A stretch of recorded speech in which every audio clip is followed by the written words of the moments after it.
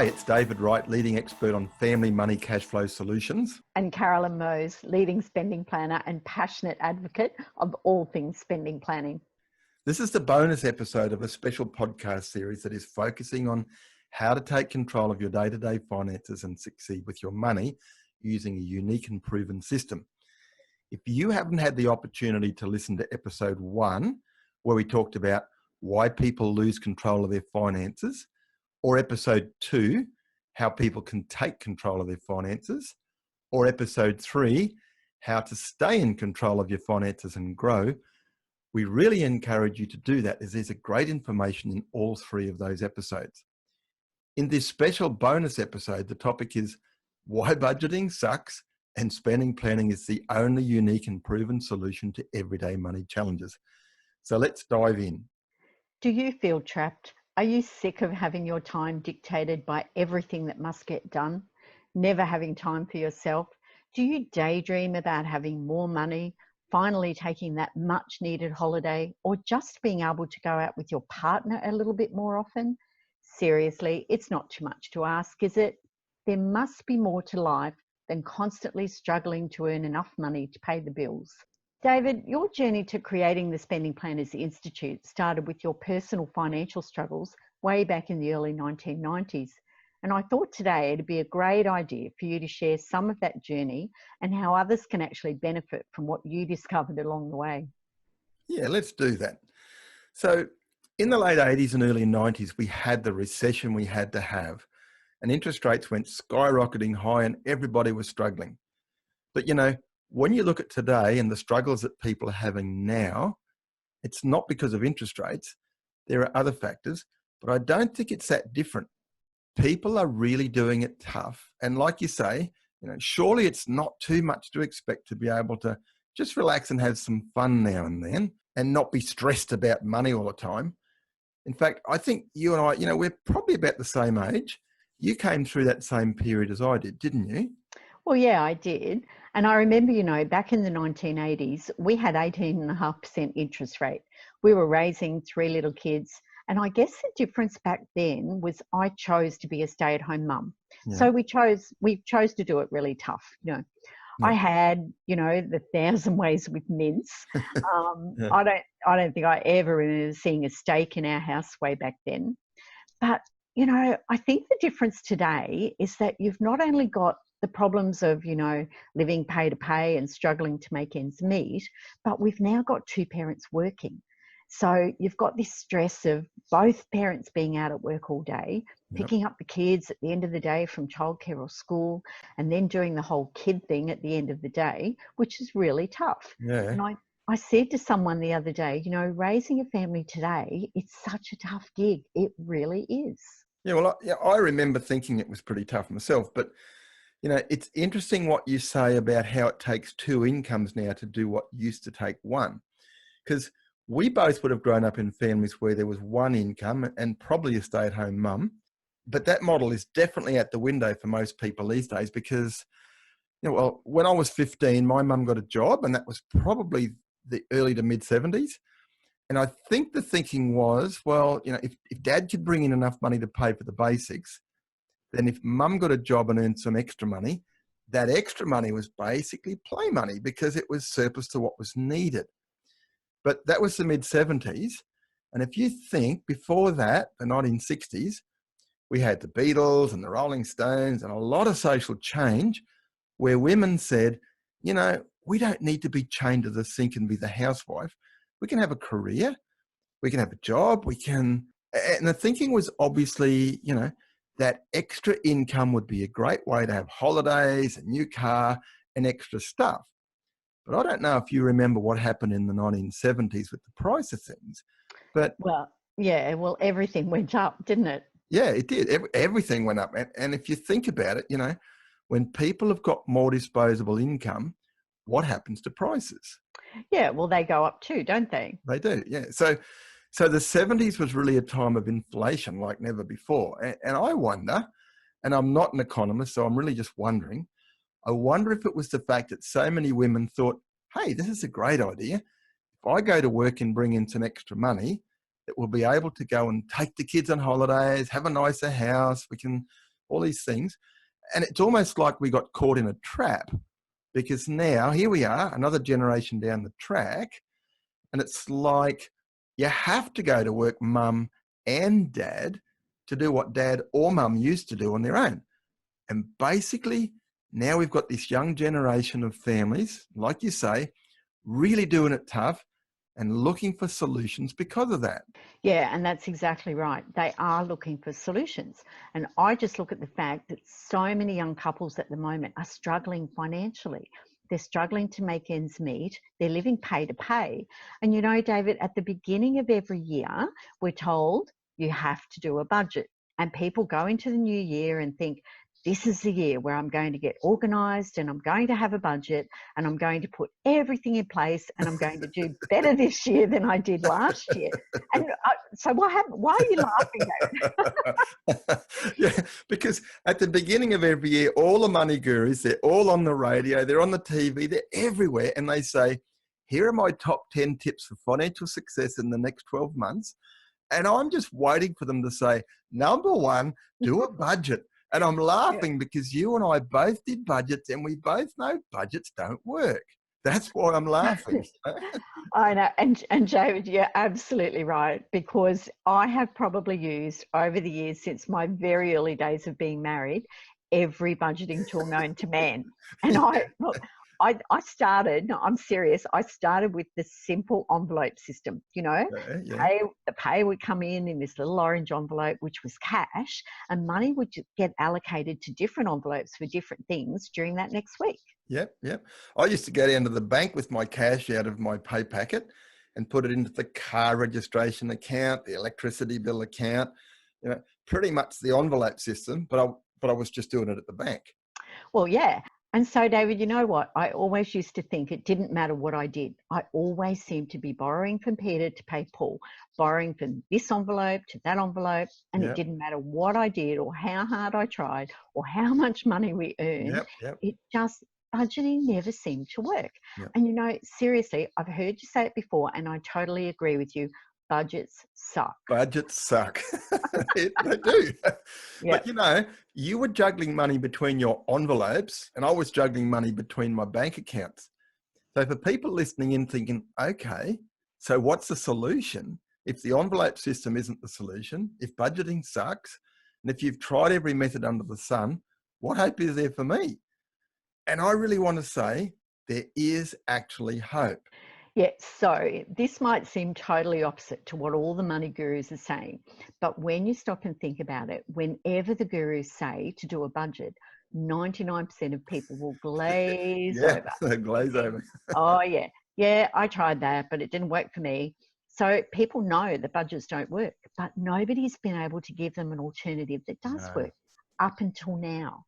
And so what we're going to be talking about today is something new and fresh and powerful and proven by over 30,000 people around the world who've taken control of their money and let go of the stress that used to dominate their life and keep them awake at night.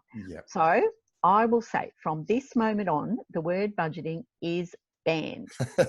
Budgeting is banned. Okay. And we're going to show you a better way. So, David, I know that you were a school teacher back in the 1990s when you discovered that budgets were a waste of time. And I want you to share today a little bit with our audience about that journey. Okay. So probably at the same time, but just in different parts of the state, we were both going through the same exercise of what can I do? What can I try? What can I, and envelopes doesn't work. Bank accounts doesn't work. I closed down all those bank accounts when the bank started adding monthly fees and charges. It just started getting expensive to even have the accounts. But I guess what you asked me is this. I can remember sitting up late at night, every night at the kitchen table, looking at my pile of bills and thinking, how am I going to do this? How am I going to pay this? And in those days, I used to think if I could just get a pay rise, that would solve my problems. But I eventually worked out it didn't matter how many pay rises I got, it didn't solve the problem. But I remember this one night sitting there thinking, look, I am so tired of this stress. This isn't what I signed up for. I thought that going off to uni and becoming a school teacher that I would have a reasonably stress-free financial life. And it wasn't where I was. And I basically went, I am going to find out A, what the problem is, and B, how to solve the problem. Because if you don't know what a problem is, if you just know there is a problem, the very first thing you have to do is work out what the problem is. Because you can't solve a problem if you don't actually know what it is.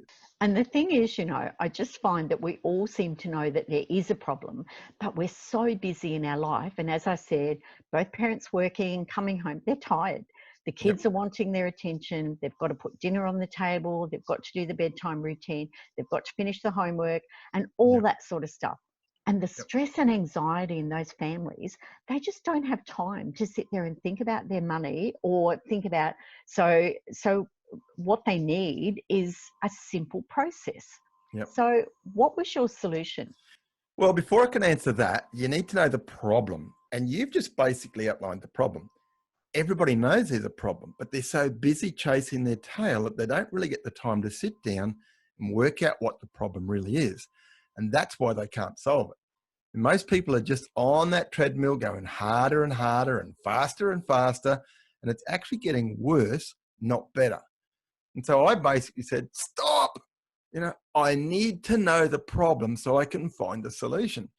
And I remember thinking, I just wish the world would stop for a couple of months and let me catch up. I always felt like I was playing catch up. And if I had just a couple of more paydays under my belt, well, then I'd be okay. But I was just always behind the eight ball. But the thing that frustrated me the most, I guess, was that because this is long before internet and internet banking, long before phone banking, we used to get a little envelope in the mail once a month with our bank statement that basically said, here's what happened in your account in the last month. And at the bottom, it would say closing balance. And I used to stare at that and just get so frustrated. And the reason was, and look, this may be backtracking a little bit because one of the things that I tried in an attempt to solve my money problem was I became this anal record keeper. Yeah, I know. I wrote down in notebooks every cent that came in and every cent that went out and where it went. Because I felt like maybe if I documented everything, that would help me get on top of the problem. By the way, Carolyn, were you ever a record keeper? Well, yeah, I was. I've done that too. I used to sit down and every time we spent money, I would write it down in this little book. And Yeah. I'd then look back over the past fortnight and think, right, well, how can I do that differently next fortnight? Yeah. Because, oh, well, we'll need to cut back here or cut back there, or we need to do this or that or whatever. So, yeah, probably not as anal as you were, but. Well, I learned to use a computer. There was different software programs that I started to learn to use that were all about record keeping.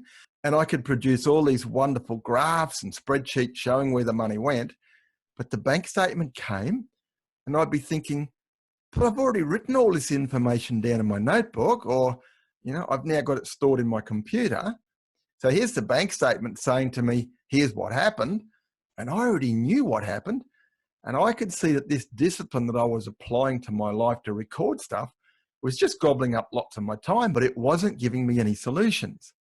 And I eventually realized that what I was doing was kind of like driving down the highway and thinking that if I look in the rear vision mirror, I'll get to where I want to go, which is just stupid. It's Yeah. a recipe for disaster because everybody realizes that if you're driving down the highway looking in the rear vision mirror, when you get to that first corner, you're stuffed, you're going to Hmm. crash because you're looking backwards. And Yeah. so eventually I gave up on that. But that was where I recognized my problem because the bank statement came. It told me what I already knew because here was a history lesson that confirmed what I'd written down in my notebook. But at the bottom where it said closing balance, I would look at that number and I would just go, oh, that is so frustrating because it doesn't tell me what I want to know. Mm.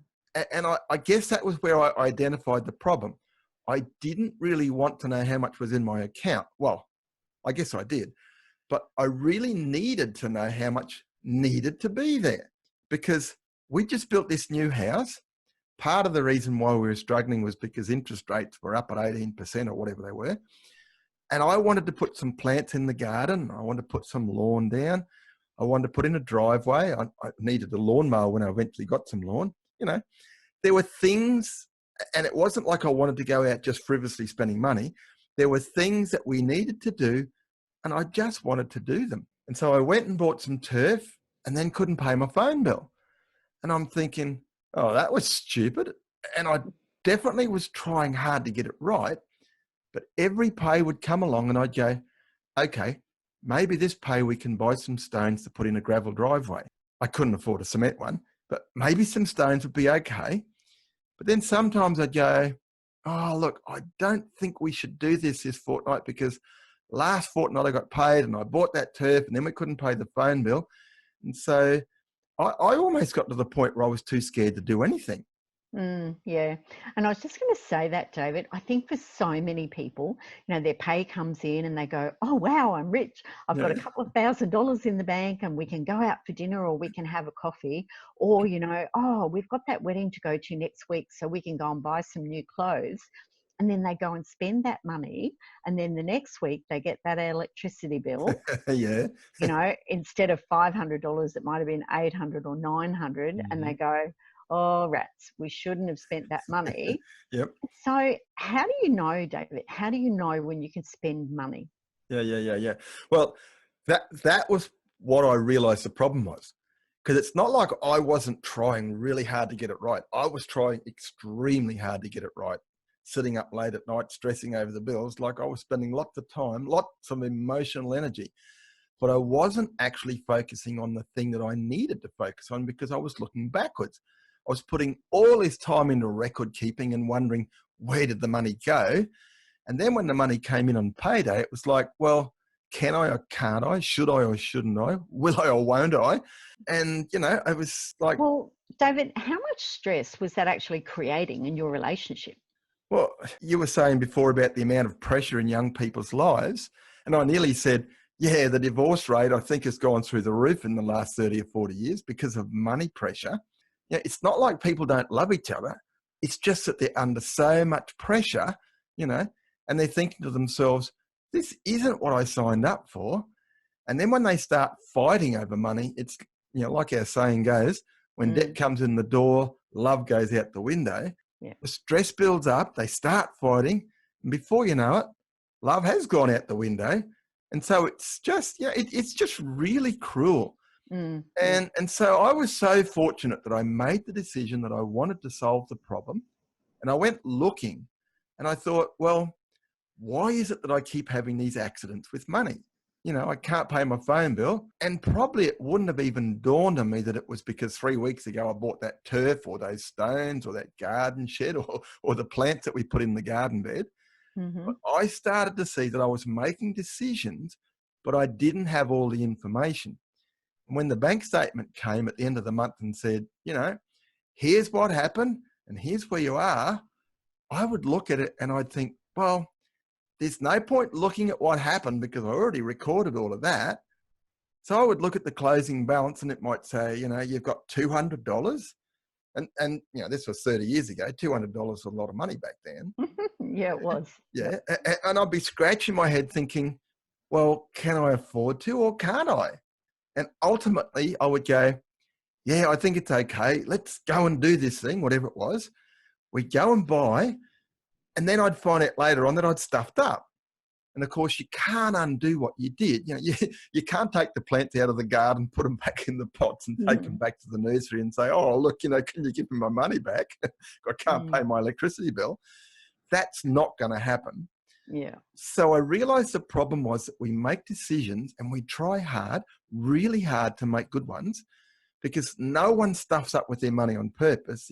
It happens, well, I couldn't say accidentally, but it happens because we don't have the right information, Yeah, that's right. you Yep. know. So my bank statement arrived every month and told me where I was. But what I couldn't see was where I needed to be. There was a number missing. And I realized that if I had that number for every day, it would stop me from having the money accidents I'd been having and take away the cause of my money stress. Yeah, right. And so it's the missing number that's totally missing from a budget, and Mhm. it's what makes a spending plan so unique and powerful. Hey. Absolutely. This totally changed my life. In a short period of time, we were in control and money stress was gone. And you know what? with all this wonderful modern technology that we've got, where we can log into our internet banking and find out in seconds what you and I used to wait a whole month to get access to, nothing has really changed. Without that missing number, we're still going to be guessing and hoping we guess right. So having the missing number is actually like attaching a crystal ball to your bank account. Yeah, You can see the future and you know instantly when you can do the things you want to do and when you might need to wait a while. So, one of my clients put it really simply when she said, I had a great budget, but it always seemed to lack something that I couldn't put my finger on. When I was introduced to the spending plan, I realized what was missing. I now have a plan that clearly shows me the future and a GPS navigation system to get me there. exactly. Where previously I'd been thinking, well, I've got some money. I want to do these things. Can I? Can't I? Should I? Shouldn't I? Once I had the missing number, I never had those questions again. I would know with confidence when I could have the things I wanted, and that was exciting. Yeah, I bet. So, David, how do we find the missing number? Hang on a sec. Just before I go there, I also should add there were weeks where I didn't spend money and I regretted it later on because plants were on sale this week. And I was thinking, we're not going there because I stuffed up last time. I'll probably stuff up again. And then later on, I'd find out I could have bought them on special, but I didn't because I was scared that I was going to stuff up. So whether I did spend or didn't spend, I got it wrong both ways. And the solution happened by accident, but it really was because I was looking. What I realized was that you can't make these money decisions and just hope for the best because that's really just guessing. And guessing is not a good word to use when it comes to your financial future. No, it's absolutely No. not. So I made a decision. There was just one big hairy monster expense. It was the mortgage payment. And I thought, what if I could just take control of that one thing? If I can control that, maybe I can control some others. And because we'd fixed our interest rate for 3 years, I knew what my payment was going to be every month. So it was predictable. And I began to see that there were lots of things in my life that were predictable, that I knew when they were going to happen. For example, my wife had a birthday on the same day every year. Christmas happened on the same day every year, the kids' Yeah. birthdays, the electricity, the telephone, all of those things were very predictable. Even though the amounts may vary a little bit, I knew when they were going to happen, how often they were going to happen. And I realized I could actually come up with a plan for the next year's cycle, starting from today and bringing me back to today next year, that would actually tell me what my bank balance needed to be in advance. So I had the missing numbers that would allow the cyclical things to get paid on time. Wow, that must have been a real aha moment for you, David. Absolutely. I got very excited and I knew I'd made the breakthrough I was looking for. I realized what I was missing was the number that said, this is where you should be right now to be on track to pay for the bills you know are going to happen. So once I created my spending plan, I could look at my bank statement and compare it with my spending plan and make money decisions with confidence. Nowadays, it's even easier. You just log into your banking and compare your bank balance with your spending plan target, and you know immediately where you're at. Yep. So if I got ahead of those numbers, I knew that the money was surplus. Like if I had $30 surplus, I knew I could go to the nursery and buy $30 worth of plants or whatever it was that I wanted. And it totally transformed my life because the stress went away. Yeah, and David, the freedom in knowing that must have been just amazing. It was. And it wasn't like I had more income. I didn't. It was just that I had a plan for what I was earning that covered the things that I needed to pay for. I knew I should be able to afford those extra things that I wanted to do around the yard. But now I had a plan that allowed me to afford them without the money stress that I previously had. I was actually starting to get them. Well, yeah. And David, I had a client recently, and one of the first things he said to me was, I earn 200,000 a year, but we always seem to be behind the eight ball. I Yep. don't understand why we always seem to be struggling and constantly going into debt and late paying for our essential bills. Yep. They never knew when they could spend money on the things that they wanted to do, and it was simply because they couldn't see the future and what was coming up. Well, we both know why. And it's just how having a plan for the things that you have to pay for that says, here's where you need to be today, tomorrow, next week, next month, can make all the difference. I know what my bank balance needs to be on any day in the next year and beyond. Yeah, and I know for me, there's freedom in being able to look at my spending plan and know when I can afford the next holiday. And my husband's always asking me, when's the next holiday? Yeah. Um, Yeah. or purchase a new fridge or a new car or whatever. You know, we mentioned before, all the money gurus say do a budget.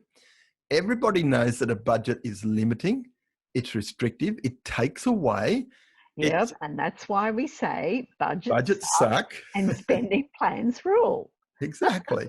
Funny thing, when I first came up with this system, I used to call it simply budgets.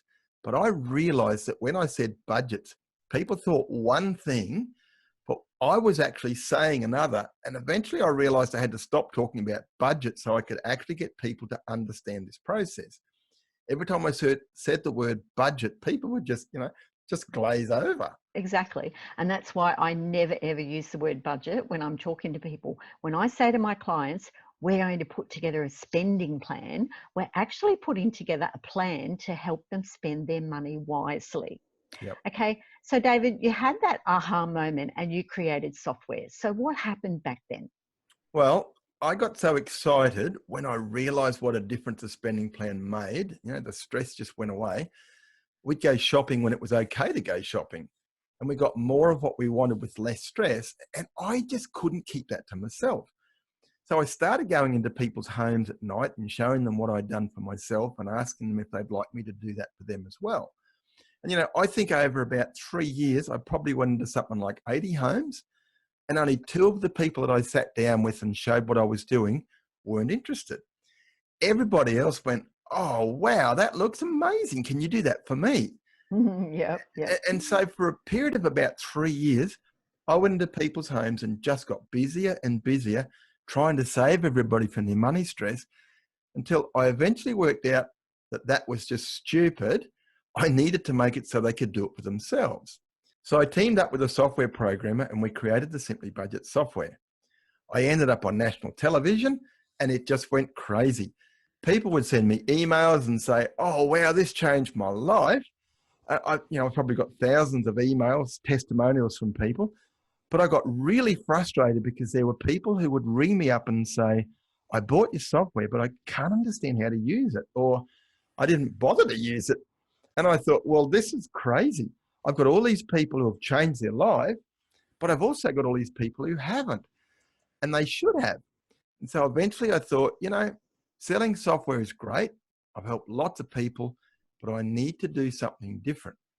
I've traveled the world. I've spoken on stage in America and England, New Zealand, all over Australia. But when I realized not everyone understood my software, I started running training workshops called cash flow clinics, where I would spend the day with people in a classroom teaching them how to use it. And do you know what, David? Just I'll interrupt right there. Yeah.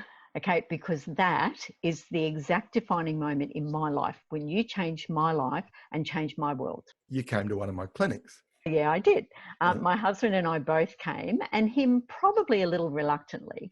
You know, well, men don't often do the money thing well, and especially way back then, because this was going back to 2004. Yeah. I'd always been in charge of the finances, mainly, I guess, because he was busy working and I was the stay-at-home mum. So I paid all the bills and I looked after the money. So he wasn't really that interested, and he didn't really want to admit that we might need help from anyone. So, we went to the cash flow clinic, and I remember at the end of that day, I looked at him and I said, that man has just given us the keys to the financial kingdom. Yeah. Well, because I know your story, I'm pleased you shared that, because at least it's not me telling people how good it is. Oh, look, David, it's amazing. I still look back, and as I said, that was the defining moment in our life, and it took us an awfully long time to get there. Yep. So I'm certainly aware that you were responsible for your entire street and probably your entire suburb becoming customers of mine back then. Yeah. And you remember we had a meeting and you said to me, and maybe I should let you tell me what you told me because I know you want to say it. Yeah, I do. David, you and I became really good friends back then. And I remember sitting across the table in that little coffee shop and I said to you, David, I've got a vision for you. I believe that one day you're going to call me and say, hey, Carolyn, I'm training up a group of people to do what I do, to go into people's homes and to teach them and train them and educate them in the software and how to look after their money. And, I was already sitting with people and I was helping them and training them and showing them how to use it and walking that walk with them back then. When you rang me in 2015 and said, hey, Carolyn, guess what? I've just started the Spending Planners Institute. And that was probably the second most defining moment in my life. Yep. Well, here's the thing. I got to the point where I realized I wanted to do something different. I'd seen the difference my system made in people's lives, but I realized that maybe the easiest way to describe it is like this. No one goes to the Olympic Games and comes home with a gold medal without a coach and a trainer and a whole team of people around them to help them do what they say they want to do. Yeah, that's right. Yeah. And people managing their own money. Yeah. And we talked about the stress earlier about what it's like raising a young family. There's no time in the home to really sit down and work out what's going wrong and sort it all out. And I realized from the phone calls I had from people that said, I bought your software, but I never used it, or I bought it and I couldn't understand it. They were the frustrating calls. I love the ones from the people that said, I bought it and it was amazing. It changed my life. Yeah. But, I would spend an hour on the phone with someone who rang up and said, I got your software, but I can't make sense of it. And then eventually penny would drop and they'd go, oh, you've turned budgeting upside down. And I'd go, yes. And I realized what was needed was someone to hold people's hands through the process of setting up the spending plan, to answer their questions so they wouldn't have that frustration, and be there when they had the plan to hold them accountable as much as they wanted to be held accountable, and to help them make changes and get to the point where they realized, I know this now. I don't need someone holding my hand anymore. And I know that creating the Spending Planners Institute was the key to having people all around the country and eventually all around the world who were there to help people, to educate them, to coach them, to hold them accountable, to be that helper while they get up and running. Yeah. And I know from my experience, I've now been doing spending planning since 2015, and I just get such joy in being able to sit with a family or sit with a young couple and see that stress disappear as we put a plan in place for their money. Yep. But I've worked with clients who earn 200,000 a year and clients who earn 40,000 a year, and they still have the same struggles. It doesn't matter how much they earn, they're still Yep. struggling the same way. And it's like you said before, when debt comes in the door, love just flies out the window. Yeah. The number of times that I've seen relationships just improve almost overnight when we've put a plan in place is just awesome. Yep. When they know they've got a support person on their side, they've got someone who's willing to be there to answer their questions, to just be that support as they learn the software and they learn the whole system of having a plan for their money and working toward their future. I just get so excited. Yep. And look, seriously, you know how passionate I am about my clients, David. I do. Which is why we do this podcast together, because, look, it's a thing that goosebumps are made of. Yeah. Anybody listening in, if you ever thought, I want to find something else to do because I don't like my job that much, you should consider becoming a spending planner, because it's the best feeling. The goosebumps you get when you change somebody's life. Yeah. I was just going to say, you mentioned it can change people's lives almost overnight. I had a financial planner from Melbourne, rang me up and he said, I've got a client for you. So I contacted this couple and had a call with the husband and the wife. And she said to me on the first call, I haven't slept through one night in 2 years because of money stress. And I don't know if you can help us. And 1 week later, they'd gone through the steps to set up their spending plan. And she said to me, you're never going to believe this. Last night, I slept through for the first time in over 2 years because I can see the light at the end of the tunnel and everything's going to be okay. My stress is gone. And that was a goosebump moment for me. Yeah. I just love it. Yeah, and that's right. And I know the overarching purpose behind the whole Spending Planners Institute is simply to help people remove their money stress and achieve financial freedom. And when I help people put together their spending plans, I know that I'm actually doing that. Yep. And also, just so our listeners know, I've got clients in several states of Australia, so it doesn't even matter where my people live. This system can actually work for anyone. You know, really, I've been driven for the last 25 years purely by one thing, and that was the excitement that I felt when I changed my little family's life, and then the excitement I felt ever since then from seeing other families change because they found they didn't need to go through all that money stress either, and that they could have more than what they were currently getting with less stress. Yep, So, yep. so I think it's going to be my life's mission until the day I die, because it's just such a good thing to do. And one thing that I think is really important for people listening in is to realize that they're not the problem. It's not their fault. They were never taught what we've just been talking about at school. No, and it's definitely not their fault. You know, it's not because they're crazy or stupid or anything like that. It's simply because they're doing what you were doing back then. And what you were doing was guessing and hoping that you were getting it right. And yeah, and I had believed, because I had no other thing to believe in, that you just had to try to be good with money and hope that you would get it right. But I eventually found out that it was nothing to do with guessing or hoping. It was about looking into the future and planning for all of the things that you have to do and when they fall due, and coming up with a plan that actually says, here's where I need to be. Yeah, so a spending plan gives people that missing number, whereas a budget is just a budget and it doesn't give you that forward thinking. And there's such freedom in that. Hey. Yeah, absolutely. So, Carolyn, people listening in today, if they're interested in knowing more about how to take control of their day-to-day money, what should they do next? Okay, so very simply, they can just book a call with me and have a chat. It's no obligation, it's non-judgmental, and it's totally confidential. You can book a call with me by going to moneysuccess.com.au, and this just takes you to my availability calendar where you can choose a time to suit you. And I really look forward to having a chat with you soon. So you're basically saying if somebody's been listening in and they thought, you know, I want to find out more about this, you're happy to actually have a phone call or a chat with them. Yep, absolutely, David. As simple as that. Just make a Awesome. phone call. Awesome. So that brings us to the end of this special podcast series. And hopefully through this series, we've provided you with some value and have inspired you to implement the things that we've mentioned. To access more of our podcasts where we talk about all things money, you can go to carolynmosescsp.com.au/podcast. See you soon. Bye for now.